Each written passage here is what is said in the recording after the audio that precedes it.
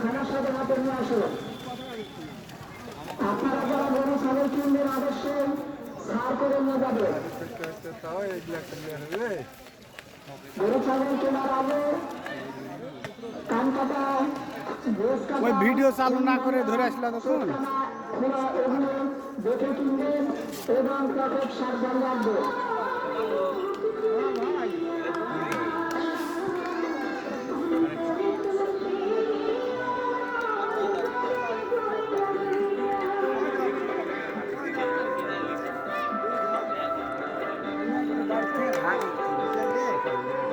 क्या जाने?